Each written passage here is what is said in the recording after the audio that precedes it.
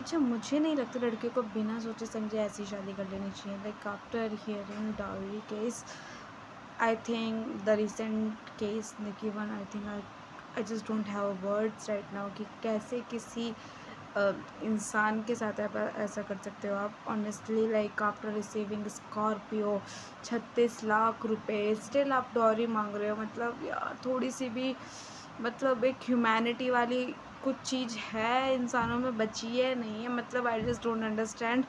भाई उसने 2016 में शादी करी थी, 2016 में करी थी। दैट्स मीन कि कहीं ना कहीं वो 18 की होगी, क्योंकि नाउ शी इज़ 26। ओके, सो उसकी एज भी माइनर टी में हुई है। लाइक आई डोंट अंडरस्टैंड कि उसे इतना टाइम मिला होगा कि वो सोचे कि अच्छा मेरी शादी किस तरीके से नहीं।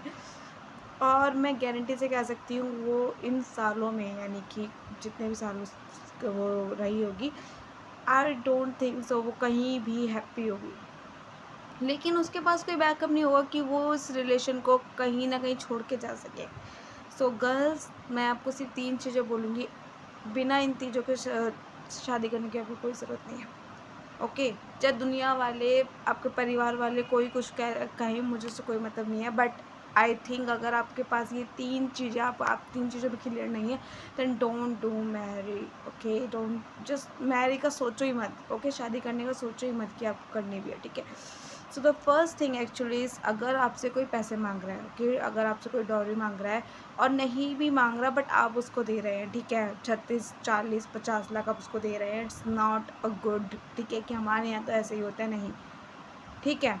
नहीं, अगर आप दोनों शादी कर रहे हो तो म्यूचुअल स्पेंडिंग होनी चाहिए। आप अगर 20 लाख खर्च कर रहे हो, सामने वाले को 20 लाख खर्च करना चाहिए, देन वो शादी होगी, वरना नहीं होगी, ठीक है। दूसरी चीज़, जब तक आपके पास फाइनेंशियल बैकअप नहीं हो आप शादी मत करो। फाइनेंशियल बैकअप में सिर्फ ये नहीं कह रही हूँ 1, 2, 3, 4 लाख हो गए और आप शादी करने लग जाओ, नहीं। जब तक अकाउंट में 50 से 60 लाख ना हो, शादी करने की कोई ज़रूरत नहीं है। कोई नहीं मरा जा रहा है बिना शादी के, लेकिन शादी करने के बाद ज़रूर मर रहे हैं लोग, ठीक है। तो जब तक अकाउंट में आपके इतने पैसे ना हो ना, कोई भी ज़रूरत नहीं है कि आप सोचो भी। चाहे आपको अच्छा लड़का मिला हो चाहे ना मिला हो, अगर मिला भी है तो आप वेट करो। जब तक आपके पास फाइनेंशियल सिक्योरिटी नहीं है, बिल्कुल ज़रूरत नहीं है करने की।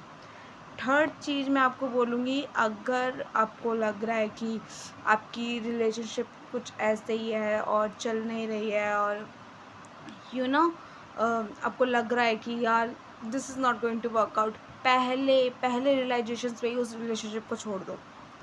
पहले रियलाइजेशंस पे गर्ल्स गर्ल्स का गट, आप, मैं मान नहीं सकती हूँ कि आप कभी गलत हो सकती हो। ओके, लाइक आप जो भी सोचती हो, आपका जो भी वो होता है वो हमेशा